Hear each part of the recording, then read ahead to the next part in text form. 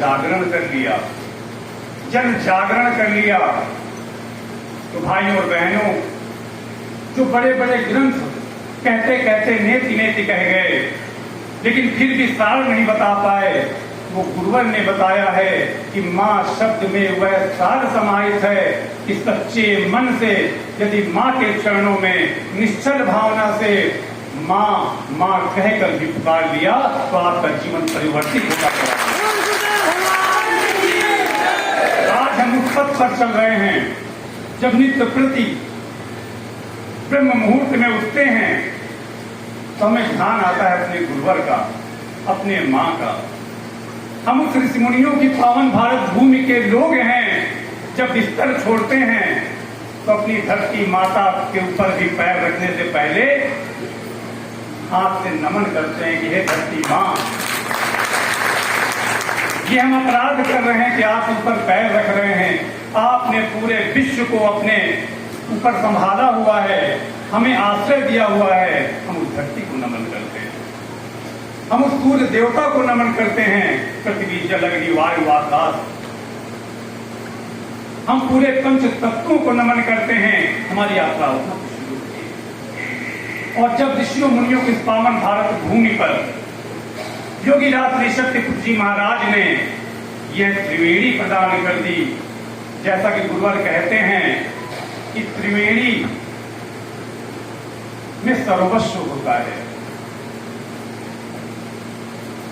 त्रिवेणी पूरी तरह से संपूर्ण होती है। तो एक त्रिवेणी को आप लोग सौभाग्यशाली हैं कि पावन धरा प्रयागराज में रहते हैं और प्रयागराज वाले डबल लाभ ले रहे हैं। एक त्रिवेणी में रहते हैं और एक गुरुवर के द्वारा बताई गई त्रिवेणी के मार्गदर्शन प्राप्त करने का। हम अपने सौभाग्य को कितना सराहें जब हम भीड़ में निकलते हैं। कभी आप आंकलन करिएगा, ये बात मैं अक्सर अपने चिंतनों में, अपनी बातों में, अपने वार्तालाप में कहता हूं कि जब आप बाजार की भीड़ में निकलेंगे, भरे हुए लाखों लोगों के रेलवे स्टेशन में जाएंगे, बस स्टैंड में जाएंगे, बड़े बड़े मेलों में जाएंगे, तब आप वहां पर देखेंगे कि किस तरह की भीड़ है। कोई नशा भी कर रहा होगा, कोई गुटखा भी खा रहा होगा, कोई आपस में लड़ रहा होगा, कोई चारित्रिक गलतियां कर रहा होगा। लेकिन उस भीड़ में जब आप अपना आंकलन करेंगे तब आप महसूस करेंगे कि हमको योगी राज श्री शक्ति जी महाराज ने वह परम साधक बना दिया है जो ऋषियों मुनियों की परंपरा का निर्वहन करते हुए को सतत लगातार आगे बढ़ाते रहने की आवश्यकता है। गुरुवर ने कितना अच्छा चिंतन दिया कि हर एक चीज से गुरुवर सिखाते हैं। गुरुवर ने कहा कुएं का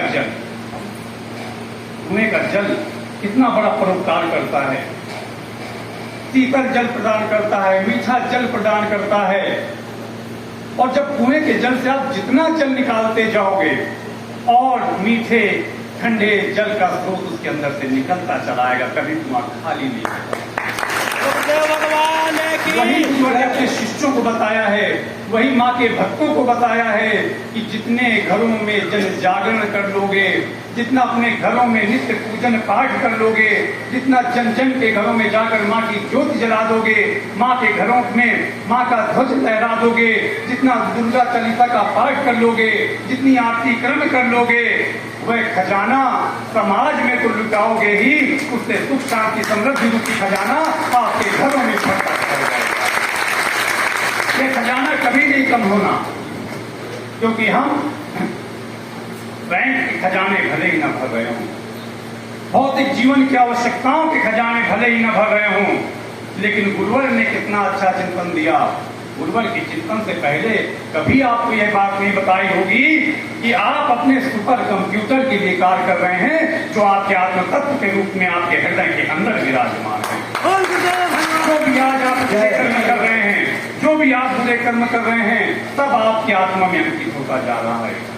ऐसे नहीं जन्म लेते ही किसी को बहुत वैभवशाली जीवन मिल जाता है, किसी को बहुत ही धार्मिक संस्कारों से परिपूर्ण घर में जन्म मिल जाता है और वहीं कहीं कोई झोपड़ी पट्टी में भी जन्म लेने के लिए मजबूर हो जाता है। कोई निर्धन से निर्धन परिवारों में भी जन्म लेने के लिए मजबूर हो जाता है, तो जीवन भर तंगहाली का जीवन जीता है। हमारे संस्कार हमारा जीवन निर्धारित करते हैं। गुरुवर यही कह रहे हैं कि अपने जीते जी संस्कारों का इतना अर्जन कर लो कि यह झोली, वह पूंजी आने वाले कई जन्मों तक न खत्म होने पाए और आपकी आने वाली पीढ़ियां भी उसका लाभ उठा पाएं। ये तो हमारे पूर्वज भी कह रहे हैं, हमारे ग्रंथ भी कह रहे हैं, पूत कपूत को का धन संचय, पूत सपूत को क्या धन संचय। हमें उस मार्ग पर गुरुवर ने बताया है। अरे हम सौभाग्यशाली हैं ऐसे गुरुवर के जिन्होंने पंच ज्योति शक्ति तीर्थ सिद्धाश्रम की स्थापना की है, जो आज आपके नारी वाली प्रयागराज से 4-5 घंटे की दूरी पे है। और जब सिद्धाश्रम की बात की तो गुरुवर ने क्या कहा, अपने शिष्यों को क्या संकेत दिया, जो गुरुवर के संकेत को पकड़ ले वह अपने जीवन का एक भी पल व्यर्थ नहीं जाने देगा। जो गुरुवर के लक्ष्य को जान लेगा वह भौतिक जीवन को कम, आध्यात्मिक जीवन की तरफ ज्यादा बढ़ेगा।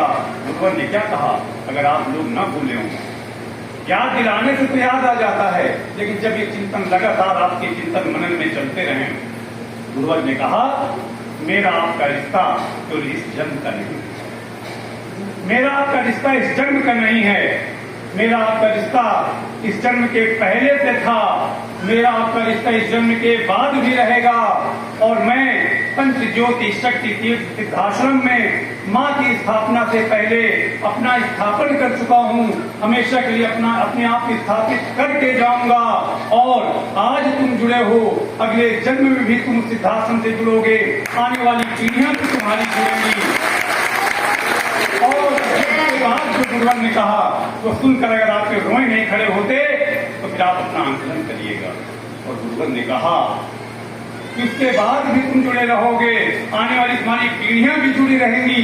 और सबसे बड़ी बात जो गुरुवर ने कही कि जब उसके बाद पुनः अगले जन्मों में या तुम्हारी आने वाली पीढ़ियां सिद्धाश्रम में आएंगी, शायद तब मेरी सिद्ध छवि रखेगी।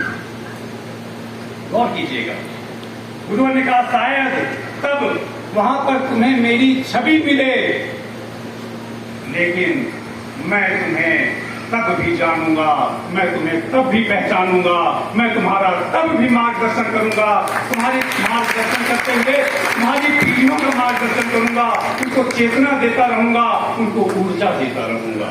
बोलो गुरुदेव भगवान की। ये संकेत एक ऋषि देता है।